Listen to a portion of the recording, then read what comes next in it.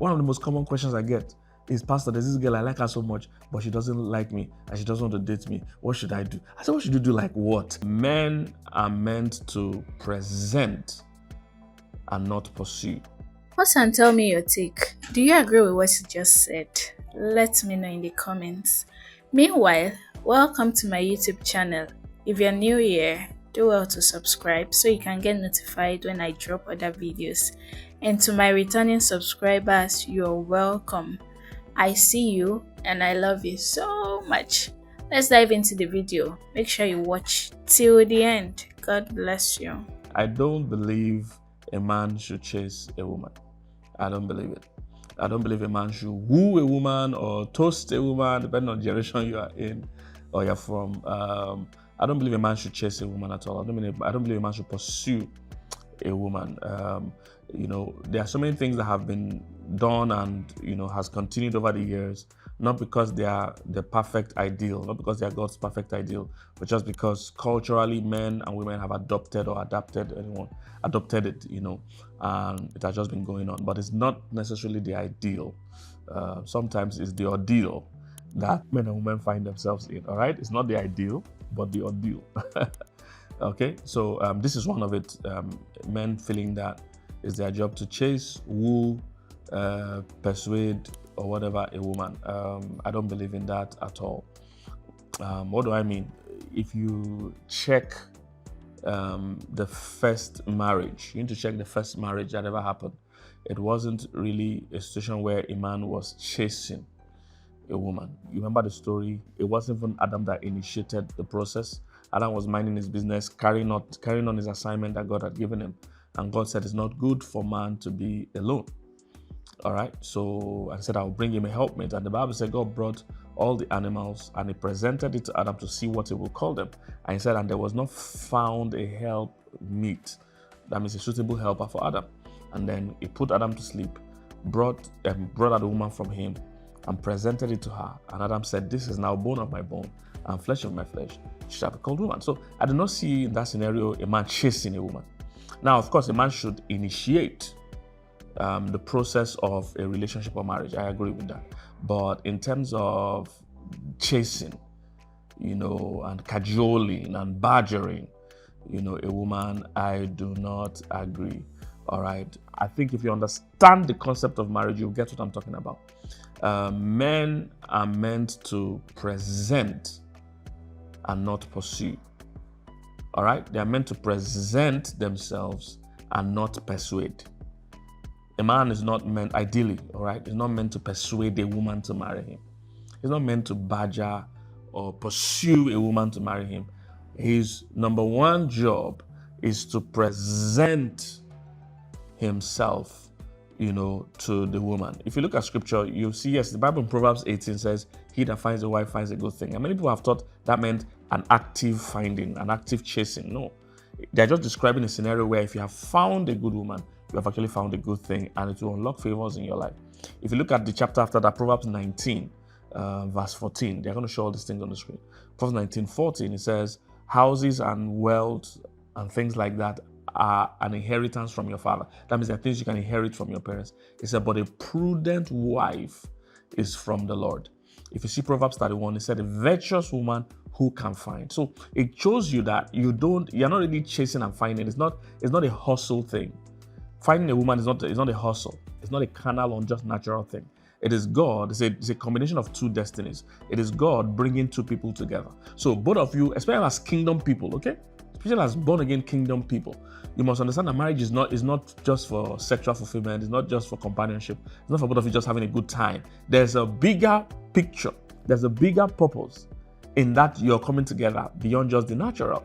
And if you look at the first marriage, was orchestrated by God for a higher purpose than the both people. And that is usually the model you should think about. So yes, a man should present himself, but he should never have to persuade or pressure or pursue a woman. No. He should present himself to the woman, and the woman too should, because she has an idea of her own vision and calling and the kingdom mindset, she should be able to know if this is the kind of person that I'm going to partner with or not.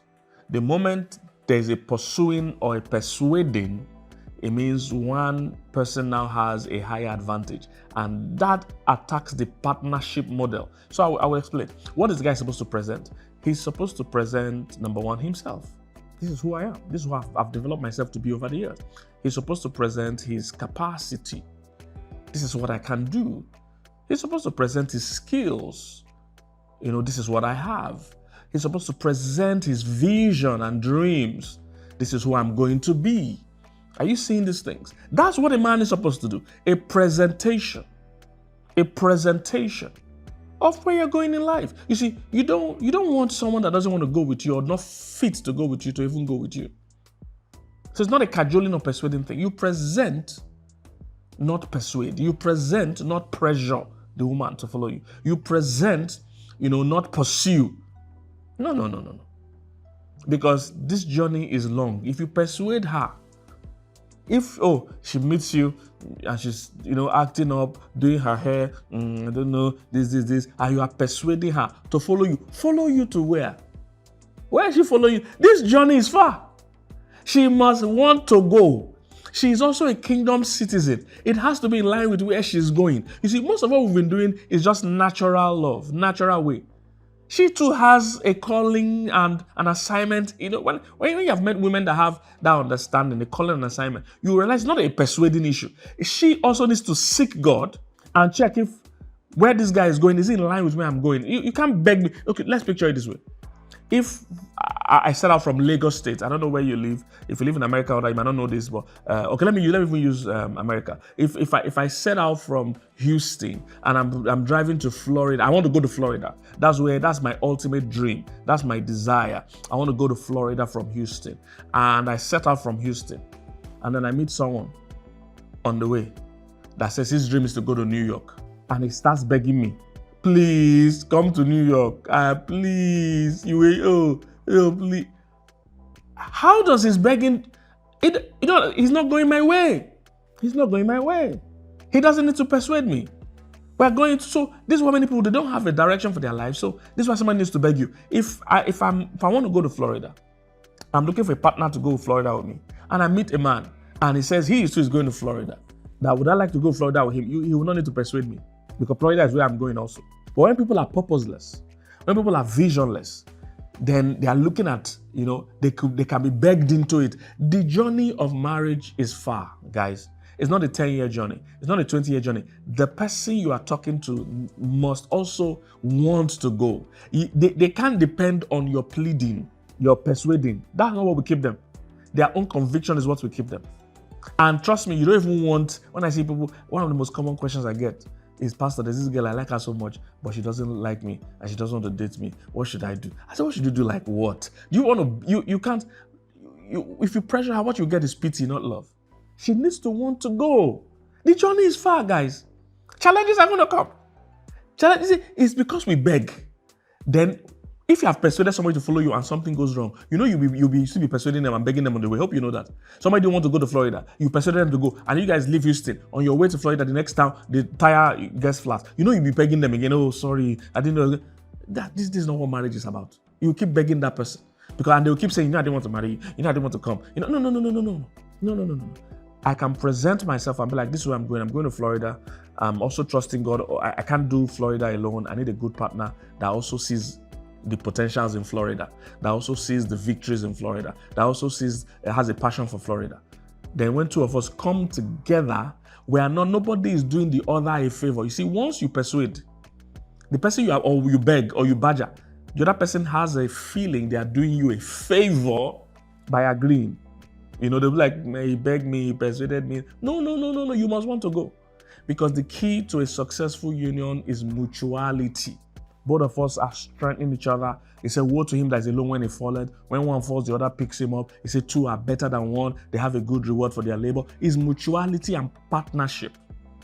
Not one person persuading the other to go. Not one person doing all that is possible. Oh, you buy flowers. Oh, you buy engagement ring. Oh, you buy car. You buy house. To do what? Does she know what she's... You see, this ideology is what makes marriages not work. Does she know what she's being recruited to do, sir? Does she know what she's being recruited to do? She's being recruited to die. You too, you are being recruited to die. If somebody is going to die, you do not persuade them. They need to want to die. Because that's what marriage is. You die to your individuality. You now become a team. You die to your privacy, die to your personality, die to, all those things. You are giving up your former life to come and live a new life. Don't beg them. They must want to go because it's going to be hard and grueling at some point. This woman is going to give birth to 3-4 children. She might lose her figure. She might lose her dreams. She might lose some of the things she wanted to do before with her life for the union. They must want to do it. But by the time you start cajoling and begging, they will feel, they are doing you a favor, that they sacrificed a lot. I've heard all kinds of things. These are things that breaks union. Because the woman because she was begged so much and persuaded so much, she didn't understand she was coming to sacrifice. She had a sense of entitlement. She's coming to sacrifice. So in the cultural thinking, those of you that have watched my teachings on kingdom marriage, which everybody should watch really, culturally, men believe it's their job to chase a woman. Contemporary marriages believe it's their job to seduce or even chase a woman. A woman also now propose and chase men. All those things give the chasee, okay? The chaser and the chasee. All those things give the chasee a privileged mindset and a superiority mindset. A mindset of, I'm the one having to consider and do a favor to this guy. No, you're coming to serve this guy. You're coming to serve this guy. Your heart and hand must be in it. You must be ready to say, hey, we are both going to do this journey. Whatever it takes, it's going to be worth it, but it might be demanding, and we're going to put in our best. We're going to both give it our best. It's not a one-sided, it's not one person is begging or pressuring or cajoling another to follow them on a journey. No. Your own passion and faith and belief cannot carry another on the journey of marriage. It's too long. They need their own 2 feet. They must, I can't count them as in those marriages. When one person feels, this was a disturbance. You try this 10 years marriage. They're talking as if it's 10 minutes. You are disturbing me. I wouldn't have come. I wouldn't have married you. No. I don't like those nonsense. The journey is going to be long. It's going to be far. We're going to sacrifice for each other. We're going to sacrifice for our kids. We're going to sacrifice for our dreams. It's going to be a lifetime of sacrifice. And nobody goes on that kind of journey being pushed by another person. They must want to go. I believe you have been blessed by this message. Don't forget to like, share, comment, and subscribe. God bless you.